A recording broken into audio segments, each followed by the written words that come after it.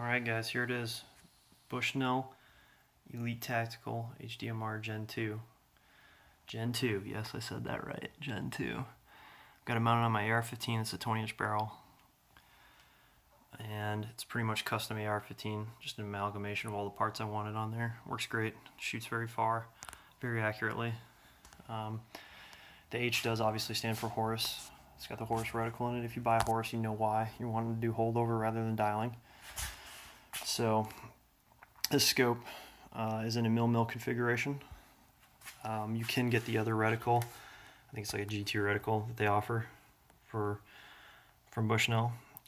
If you do that, you're going to get, in the Gen 2, you're going to get an illuminated reticle. I wish they'd illuminate this reticle, but they don't on a Horus. So that's one drawback to it. Another drawback right off the bat I'm going to say should be a locking turret for the price point on the elevation. The windage does lock, but the elevation does not.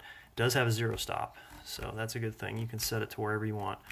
So you can set it to go back like a Razor's if you want to do closer up shots or give it an overrun, just so you reset the elevation knob, internal adjustments. So I've got it on American Defense mount, and it's a 0 MOA mount because I'm not shooting that far, and I've got it on a straight mount, not an offset one. That way I can extend my buttstock fully. I've got a longer arm, so I can get into it. Got a Battle Line Industries Saper mount I rigged up to go onto my Veltor stock. I like that a lot. Works great. However, if you put it on the stocks that this thing's made for, the stock has a tendency to collapse, so that's why I rigged it up for that stock, so it wouldn't collapse on me when I got a bag underneath it. What it comes with are some bikini scope caps, little cheap plastic ones, but they work. It's got like a 2-inch sunshade, which works. I'll go ahead and put it on real quick. The only thing I don't like about the sunshade is when you get it all the way on, you have a little gap right at the end of the sunshade and where the scope meets, which Bushnell's fit and finish has always been kind of questionable. I'd say Vortex always beats some fit and finish, but Vortex doesn't have any kind of scope with the Horus reticle, so you get this big gap right there, which is ugly, but whatever, get over it. You're shooting a good scope and a good gun. You don't need to have perfect looking thing. This thing's ugly enough as it is, which I love it. So just to give you an idea too of how big this scope is, I'll go ahead and hold it quarter up. The scope cap is not too tall. It's not ridiculous. It's just the perfect size in my opinion if you're going to dial. Wish it was locking for the price, but it doesn't, so whatever. I also wish this little etch right there for the parallax was a little bit bigger, just in case I want to adjust parallax in a low light environment somewhere, and I'm in a speedy part of a competition. I know I'm about to shoot a 500-meter target in a dark building, and I got to run through it and then set it up. That would be nice to have something that would make it easily adjustable and seeable, sightingable, or whatever you want to say, at night. I'm not going to tell you the specs. Look all the specs up online on this scope. They're all on Bushnell's website. It does have a locking cap for windage. What I can tell you is I've had issues already with this locking cap. Look at suction.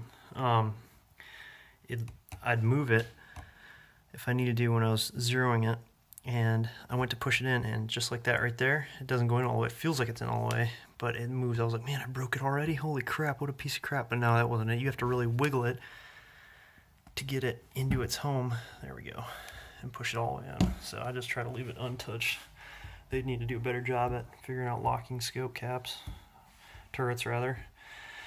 But it works, so no issues. I kind of wish this one was locking, but it's good positive clicks. So the zero stop kind of locks it in place.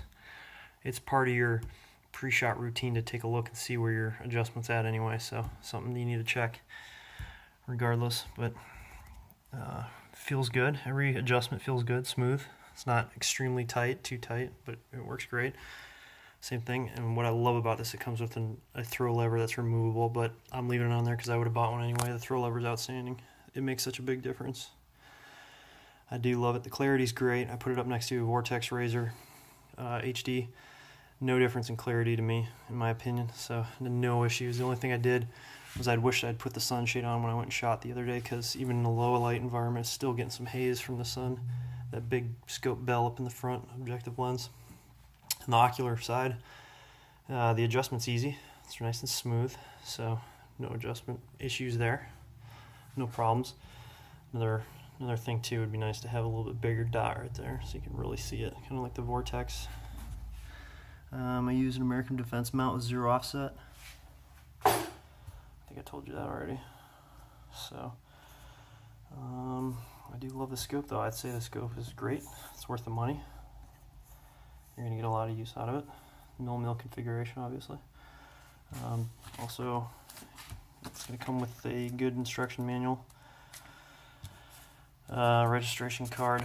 Now I went and bought these scope caps from Vortex. For this thing, we've got the Vortex size 0 to 50 for the objective, and the ocular side is this guy. I just opened up the E10 for the ocular side. It fits 41 to 46 millimeter ocular size lens on the scope. But here it is, guys. This is the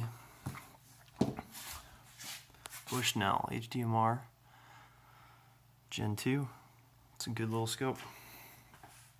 Good scope for the money. It's going to serve its purpose. It's nice and lightweight. Look up the specs online, like I said. Go get some shooting on.